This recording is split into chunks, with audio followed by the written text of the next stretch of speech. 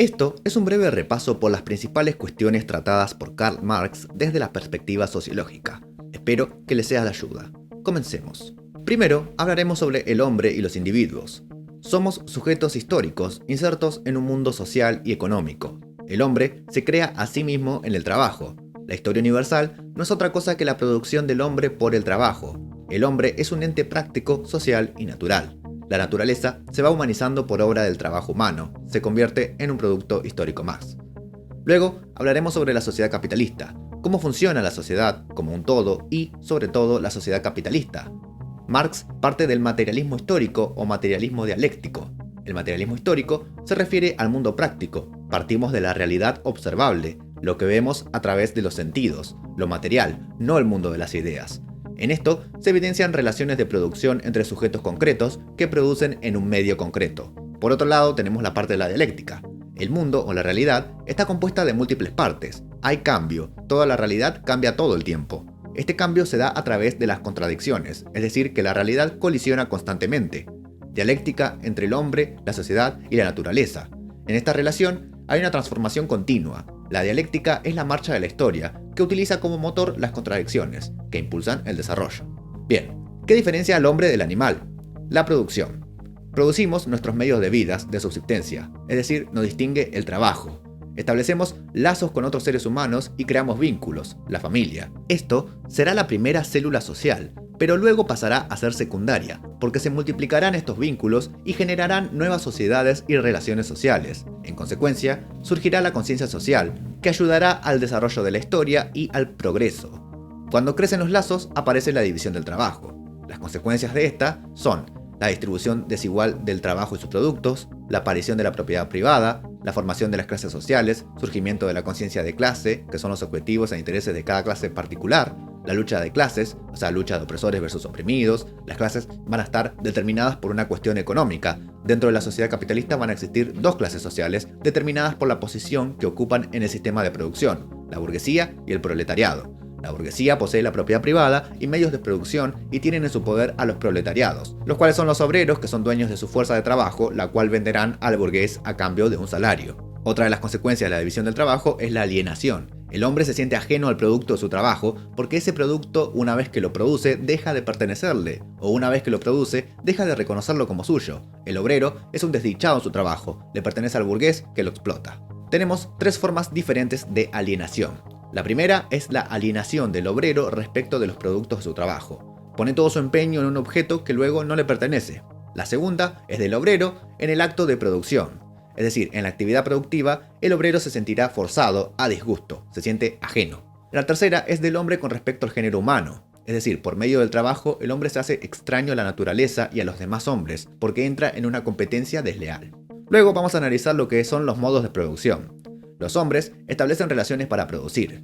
Tenemos relaciones sociales de producción entre personas, socialmente, que recurrirán a fuerzas productivas. Las fuerzas productivas serán las herramientas y las máquinas. Estas relaciones todo el tiempo llevan a cambios y contradicciones. Son choques en el modo de producción que llevarán a cambios en el modo de producir. Entonces, el modo de producción sería una unión o conjunción de fuerzas productivas más las relaciones sociales de producción.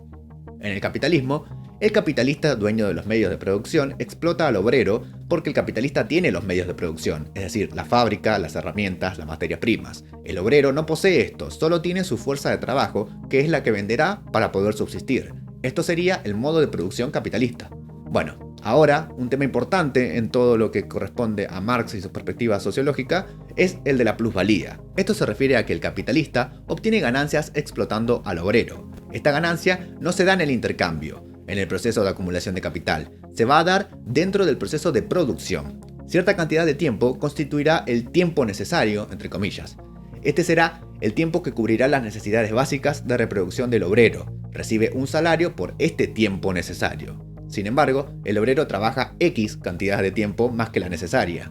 Esto es lo que se llamaría tiempo excedente, el cual es apropiado por el capitalista. Acá es donde se encuentra la ganancia.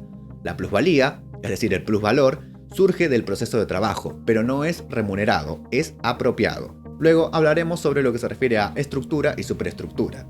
La estructura será la base material de la sociedad, el modo de producción. Se vincula a la materialidad y cómo los hombres se relacionan para producir. Este modo de producción Está compuesto por relaciones sociales de producción y por las fuerzas productivas. Se teje una contradicción que va a llevar a una concepción del cambio y conflicto, cambio entre las fuerzas productivas, etc. Sobre la estructura, se va a erigir una superestructura, es decir, un edificio jurídico político. La estructura son los cimientos donde se construyen los fenómenos ideológicos, las ideas. Se vinculan a la estructura, por ejemplo, las leyes, la política, el Estado, los fenómenos ideológicos en general. Las dos, es decir, la estructura y la superestructura, deben estar acordes, o sea que deben legitimar la explotación. Para Marx, el Estado es un instrumento de clase. Con respecto a lo que es la ideología, va a decirse que la ideología es falsa conciencia. Esto no debe ser confundido con el delirio. La ideología no es delirante, tiene relación con la realidad, solo que la refleja de manera velada, es decir, con un sesgo, digamos. Proyecta una imagen que no es. Tiene dos explicaciones, como conciencia velada o como una teoría justificatoria, es decir, encubre las relaciones de explotación. La ideología siempre es la de la clase dominante. El Estado, en este caso, es el Estado de la clase dominante. Con respecto a la burguesía, podemos decir que esta es la clase de los capitalistas modernos, propietarios de los medios de producción social y que emplean trabajo asalariado.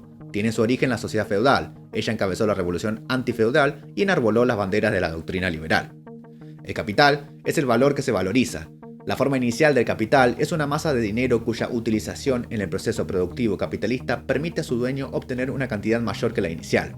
El dinero sirve para comprar maquinarias y materias primas, es decir, capital constante, por una parte, y fuerza de trabajo por la otra, el capital variable.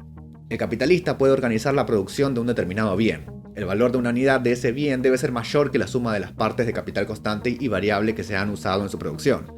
De esta forma, el dinero obtenido por la venta de lo producido ha de ser mayor que el invertido originalmente, es decir, un valor que se valoriza. Luego podemos hablar de clases sociales. Pueden ser grupos sociales antagónicos, uno se apropia del trabajo del otro a causa del lugar diferente que ocupan en la estructura económica de un modo de producción determinado. Este lugar está determinado fundamentalmente, pero no exclusivamente, por la forma específica en que se relacionan con los medios de producción. Podemos ver ejemplos en la sociedad esclavista, amos y esclavos, o en la sociedad feudal, señores y siervos, o en la sociedad capitalista, burguesía y proletariado. El derecho está ubicado en la superestructura de la sociedad. Constituye el conjunto de aquellas condiciones exteriores de producción que en una sociedad escindida en clases se expresan como normas escritas, es decir, normas jurídicas, y cuya mantención está garantizada por la fuerza controladora del Estado. Por otro lado, tenemos lo que Marx llama la dictadura del proletariado. Esta es la forma que va a adquirir el Estado correspondiente al periodo de transición del capitalismo al socialismo. Se trata de una dictadura, vale decir, de un poder que no se apoya en leyes ni en elecciones, sino directamente en la fuerza del proletariado armado. Su objetivo consiste en reprimir a las clases o grupos sociales que se oponen a la realización del socialismo. Exige un largo periodo de transición. Reorganizar la producción representa una tarea muy difícil. Se necesita tiempo para introducir cambios sustanciales en todos los dominios de la vida, y solo con una lucha tenaz y prolongada puede superarse la fuerza de la costumbre de un modo burgués o pequeño burgués para dirigir la economía. Todavía existen clases sociales, no ha desaparecido, sino que reviste otras formas, es decir, en este estado de dictadura del proletariado. El proletariado ha llegado a ser la clase dominante, pero su debilidad persiste todavía. Justamente hablando del Estado, este es más bien un producto de la sociedad cuando llega a un grado de desarrollo determinado. Es la confesión de que esa sociedad se ha enredado en una irremediable contradicción consigo misma y está dividida por antagonismos irreconciliables que es importante conjurar. Pero, a fin de que estos antagonismos, estas clases con intereses económicos en pugna no se devoren a sí mismas y no consuman a la sociedad en una lucha estéril, se hace necesario un poder situado aparentemente por encima de la sociedad, llamado a amortiguar el choque, a mantenerlo en los límites del orden, digamos. Y ese poder, nacido de la sociedad, pero que se pone por encima de ella, se divorcia de ella más y más en el Estado. Es un productor del carácter irreconciliable de las contradicciones de clase. Pertenece siempre a la clase más poderosa. La clase económicamente dominante es la que va a tener el Estado. Y para finalizar, vamos a hablar un poquito de la fuerza de trabajo, las fuerzas productivas y las relaciones de producción. La fuerza de trabajo es el conjunto de condiciones físicas y espirituales que se dan en la personalidad viviente de un hombre y que ésta pone en acción al producir bienes de cualquier clase. En la sociedad capitalista, la fuerza de trabajo se transforma en mercancía. Esto se debe a que, al no tener acceso a la propiedad de los medios de producción, el hombre, para subsistir, se ve obligado a vender su capacidad o fuerza de trabajo como mercancía. Ello constituye la única fuente generadora de nuevo valor, incorpora al producto en el cual se plasma un valor mayor que aquel en que fue adquirida. La fuerza de trabajo del proletariado se conoce vulgarmente como mano de obra.